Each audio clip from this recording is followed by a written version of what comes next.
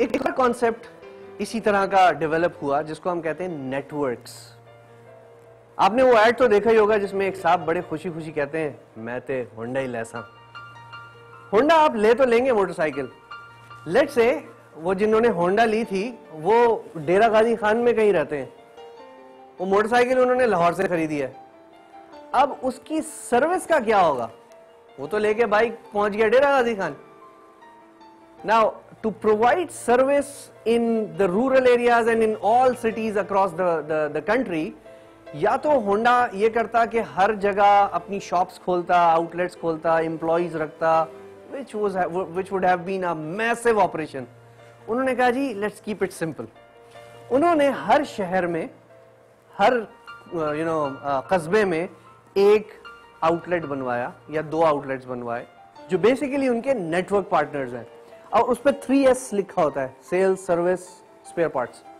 अब क्या किया, होंडा ने एक पूरे पाकिस्तान में सर्विस नेटवर्क बना दिया। The beauty of this relationship is that Honda has not spent a single penny on them. In fact, जितने 3S पार्टनर्स हैं वो कुछ ना कुछ डिपॉजिट रखवाते हैं होंडा के पास 3S पार्टनर बनने के लिए।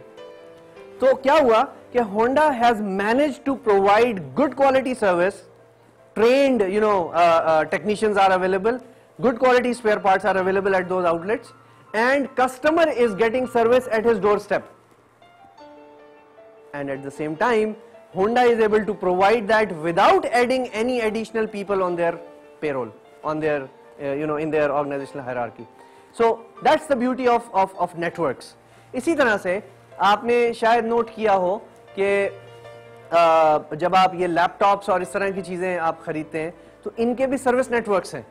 आप दुबई से खरीद लें एक मशीन, और अगर आपने लेट से आपने एक डेल की मशीन खरीद ली, या मेरे पास कॉम्पैक्ट रखी हुई है, कॉम्पैक्ट की मशीन आपने खरीद ली दुबई से, एंड आप लेके वो पाकिस्तान अगर आ जाएं तो जो उनके नेटवर्क पार्टनर्स हैं वो आपको इसकी सर्विस पाकिस्तान में भी प्रोवाइड कर देंगे, provided that you have international warranty.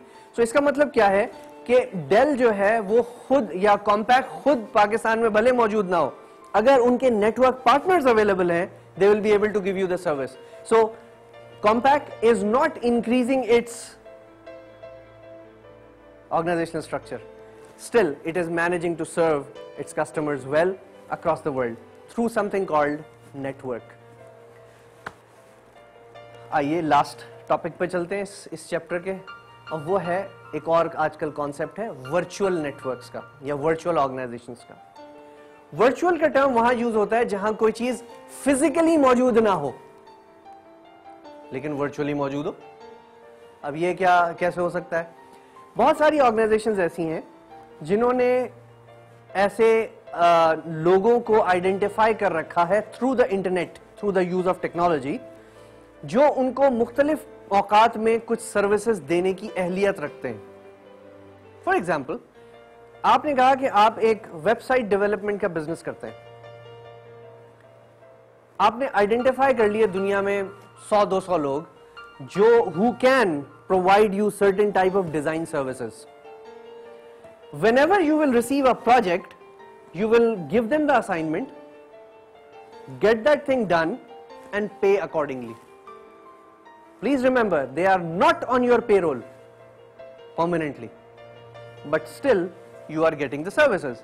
अब इसका जो एडवांस वर्जन आया वो ये हुआ कि यही जो इनिशियली टेम्पररी रिलेशनशिप थे ये परमानेंट में कन्वर्ट हो गए, और वो लोग जिनको पहले असाइनमेंट भेज के और उनको फिर उसी हिसाब से पेमेंट की जाती थी, ऑर्गेनाइजेशंस बन गई virtually and they started sending their salaries.